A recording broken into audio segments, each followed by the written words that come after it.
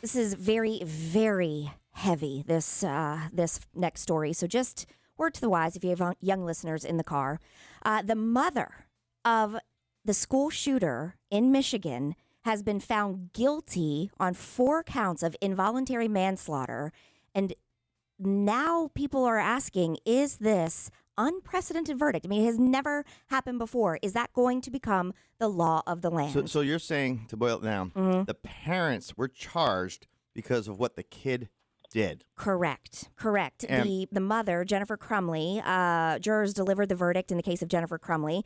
They found that Jennifer Crumley and her husband, James, ignored signs of their son, Ethan Crumley's mental health problems, even as they bought him a gun days before the mass shooting, where at Oxford High School in 2021, which is in Michigan, he killed 4 innocent victims, wounded 6, including a teacher.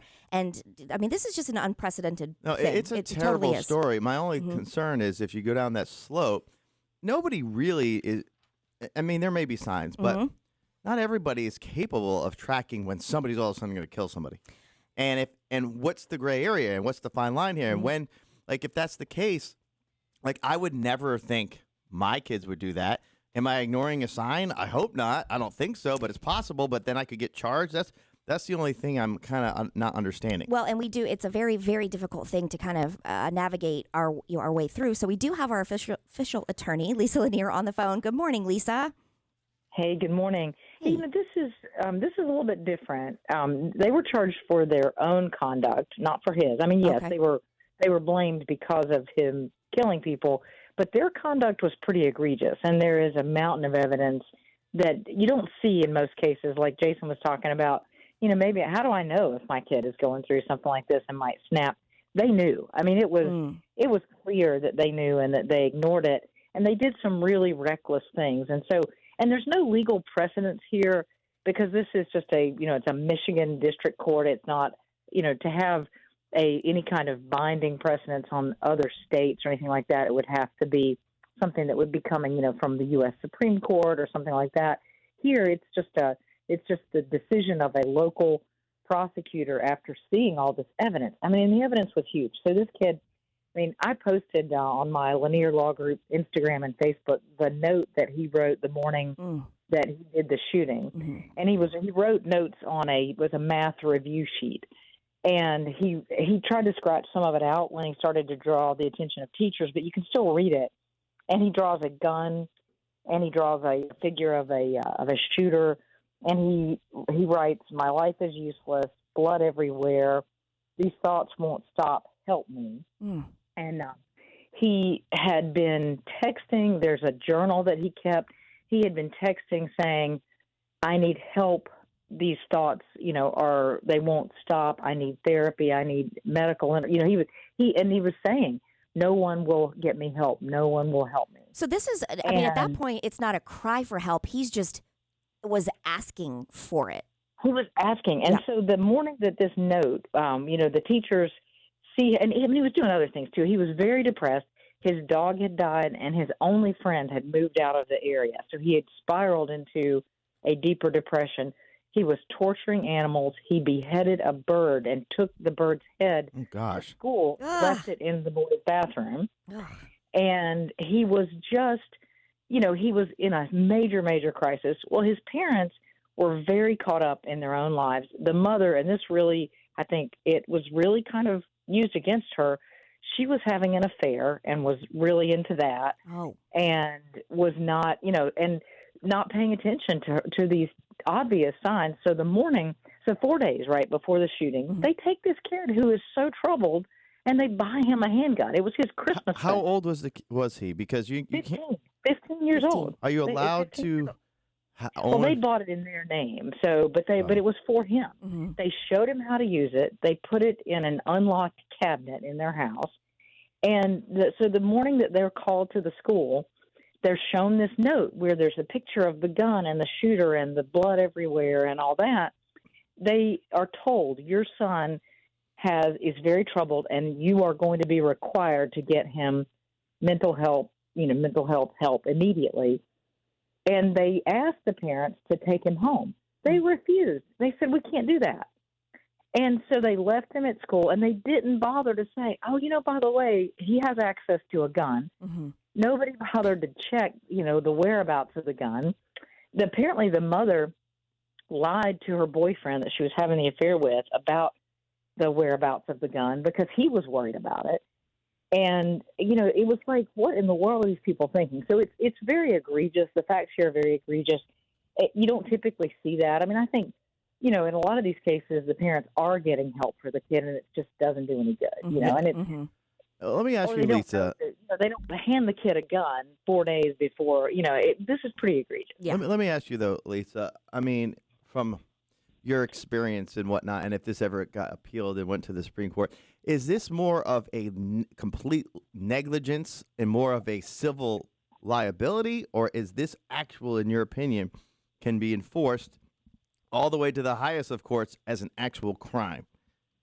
Oh, it was a crime, and Michigan actually is they're a big state on criminal negligence. You see in Michigan sometimes doctors who are so grossly negligent in the performing, maybe a doctor who shows up drunk and messes up a surgery or something. You see doctors going to jail in Michigan. You see all kinds of where people commit a heinous, motor vehicle accident. In most states, if you are drunk driving and you kill somebody, it's the same idea. It's involuntary manslaughter. That's what happens. I get that, but that person's the one that's drunk. That doctor's the one that's drunk. This is now involving another person that's being charged that didn't commit the crime. Yes, but the evidence. Right, totally, but it's where your negligence is so reckless that it's criminal, and that it put into motion a chain of events that wasn't your intent. They didn't intend for their son to kill anybody. Just like a drunk driver getting behind the wheel, they're obliterated. They don't mean to kill somebody, right? Mm-hmm. But they do, and so it's when your negligence is so reckless and it harms other people that it rises to, and it's a very unusual. I don't think you would see it in just any old case. In every case, this kid was young. He was 15. He had just a mountain of evidence where he was asking for help. His parents just ignored it, and they were having a lot of problems of their own. They were in deep, deep financial trouble. They were like $15,000 behind in their mortgage. Their house was for sale. They owned horses that they'd had to sell because they couldn't afford them any longer. And she's having an affair. It's reported that one or both of them had substance abuse problems. I mean, they had a lot of problems of their own. And that's what a lot of advocates that are on the parent side here are saying is like, these people don't have a lot of resources, and they're in their own bad way, and you're holding them responsible for what he did. But here, I mean, my first reaction to this verdict was kind of like yours, like, wow, that doesn't seem right. And then after I really dug into it, I realized that there's just a ton of evidence that they were very reckless. Okay. And I feel the same way, Lisa, because, when you're just hearing the headlines or if you're not following the story, minute by minute, I felt the same way. I thought, oh, this is not going to be a great thing, if this is the law of the land going forward. But then now all the things you're saying, I agree. I mean, agree don't with get it. me wrong. Yeah. I think it's a horrible situation. People lost their lives and everything else. The thing I'm just trying to wrap my head around when I step out from the emotional side of it is a drunk driver is the one that did the killing, right? This kid did the killing, but it's the influence of the person. So another outside person that didn't commit that crime gets charged criminally of negligence. It's just the same way as I feel with when there was a shooting. Put the gun in his hand. Yeah, they they did. bought the gun, He's a minor. trained him how to use it, and put it in his hand. But to me, And that you'll should be see the crime. The crime should be if they illegally put the gun in the person's hand. Because just like when we had the shooting down here in Greensboro at one of the bars, and I don't know who it was, if the mayor or somebody else wanted to almost criminally charge the owner for a negligence. I'm like, how does he know that that's going to happen? He didn't want that or see that. But now if he was drunk and pulled the trigger by accident, that's him. So I get it. I get what you're saying. I'm just trying to wrap my head around the parents were, it wasn't like they were just, oh, really? He had problems? Or, they were very aware of his state of I mind. get that. aware, and they just ignored it. Didn't help him. And I mean, it was, I feel it's crazy. I can't believe I'm saying I feel bad for this shooter kid, but I kind of do, because he was begging for help. He had obvious, terrible mental illness. These terrible thoughts he could not push out of his head.